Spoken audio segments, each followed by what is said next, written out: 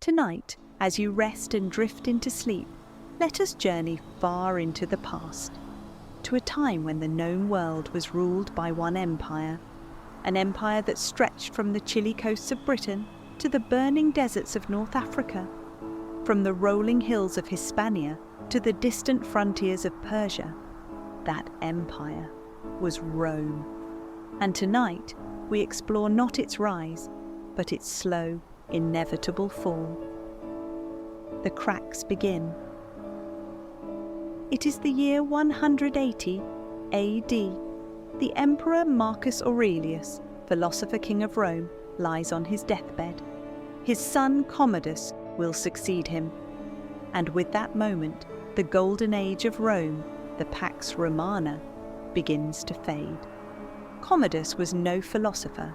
He fancied himself a gladiator. He wore lion skins.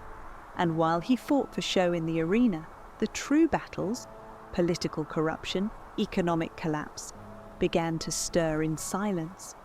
The Senate, once powerful, had become a formality. The army, once loyal, began auctioning off the throne to the highest bidder. In the next 100 years, over 26 emperors would rise and fall, many of them assassinated. Rome became a palace built on sand, still standing tall but trembling beneath the divide of power. In 285 AD, the Emperor Diocletian, seeing Rome's vast size as a threat to its survival, made a bold decision. He split the empire in two, the Western Roman Empire and the Eastern Roman Empire, also known as Byzantium. It was meant to bring order, but it was also the beginning of the end. The West, plagued by invasions, rebellion, and economic decline, began to rot. Slowly, silently, the outside presses in. Rome's borders were no longer lines of strength. They were frontiers under siege. Germanic tribes like the Visigoths and Vandals pushed inward. Some came in peace, as refugees fleeing the growing power of the Huns. But Rome, proud and arrogant, treated them harshly. And so, those who came for peace soon returned with swords. In 410 AD, a name echoed through Roman streets. Alaric. He was the king of the Visigoths. And he had done the unthinkable. He sacked the city of Rome. For the first time in 800 years, the eternal city had fallen. The last Roman emperor. The empire limped on, but its strength was gone. Provinces broke away, legions deserted. And in the year 476 AD, a child sat on the throne. His name was Romulus Augustulus, the little Augustus. He was emperor in name only.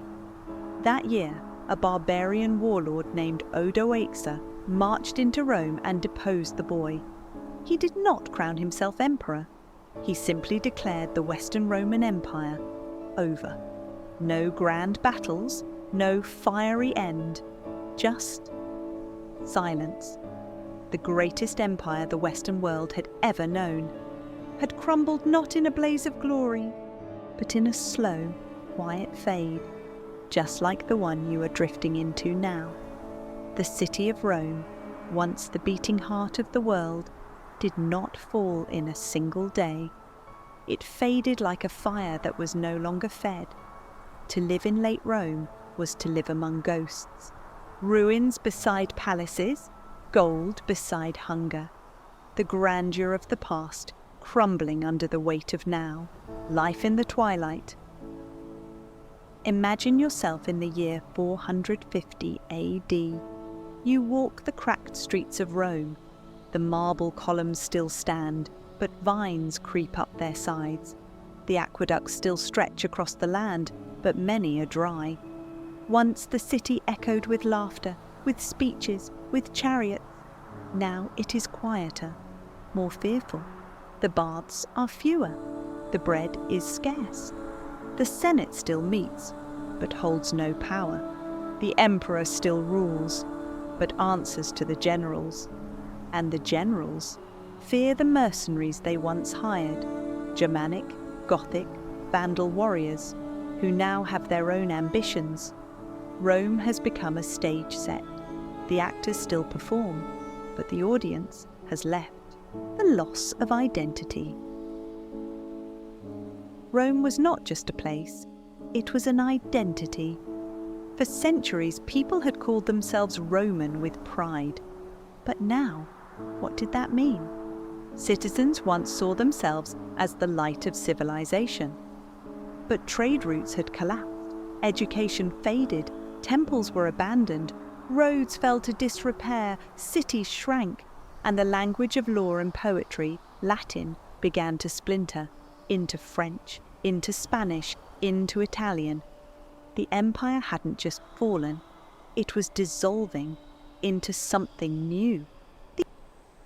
As the empire died, another power quietly rose.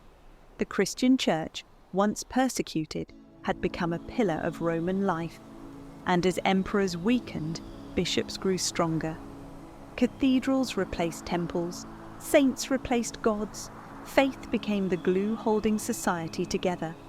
Even as the old world burned around it, people turned from Caesar to Christ, from Senate to Scripture. They no longer sought power in palaces, but peace in prayer, the barbarian within. Rome feared the barbarians beyond its borders, but its true rot was from within. Greed, corruption, indifference. Soldiers sold their loyalty, politicians bought their positions. The empire had no enemies greater than its own decay. The barbarians who entered Rome didn't destroy it. They merely walked through doors already broken, death by 1,000 cuts. When Romulus Augustulus was deposed in 476 AD, most people did not even notice.